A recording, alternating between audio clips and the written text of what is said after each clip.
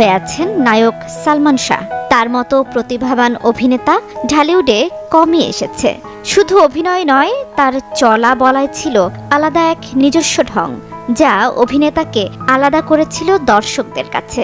সালমান শাহের অভিনয় শৈলীর মুগ্ধতা শুধু একটি জেনারেশনে আটকে থাকেনি, বরং সময়ের সাথে সাথে ভক্তের তালিকা কেবল ভারী হয়ে চলেছে।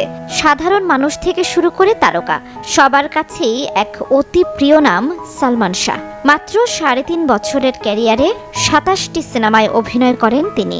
এর মধ্যে শাবনূরের সঙ্গে জুটি বাঁধেন 14টি সিনেমায়। শাবনূর সালমান শাহের জুটি আজও উজ্জ্বল হয়ে আছে বাংলা চলচ্চিত্রে। শাবনূরের হৃদয়ে আজও চিরসবুজ এক অধ্যায়ের নাম সালমান শাহ। সে কারণে তাকে স্মরণ করতে গেলে আবেগ আপ্লুত হয়ে পড়েন তিনি। ঢাকায় ছবির ক্ষণজন্মা সুপারস্টার সালমান শাহের জন্মদিন আজ। 1971 সালের 19 সেপ্টেম্বর জন্মগ্রহণ করেন তিনি। বিশেষ এই দিনটিতে অনেক সহকর্মী তাকে স্মরণ করেছেন। ক্যারিয়ারে সালমান সবচেয়ে বেশি সিনেমা করেছেন শাবনূরের সঙ্গে। তাদের জুটি ওই সময়ের বাংলা চলচ্চিত্রকে করেছিল সমৃদ্ধ। এখনো ঢালিউডের সেরা জুটি বলা হয় এই জুটিকে। তাই তো সালমান শাহের নাম নেয়ার সঙ্গে সঙ্গেই চলে আসে শাবনূরের নাম। সালমানের জন্মদিনে তাকে স্মরণ করলেন শাবনূর।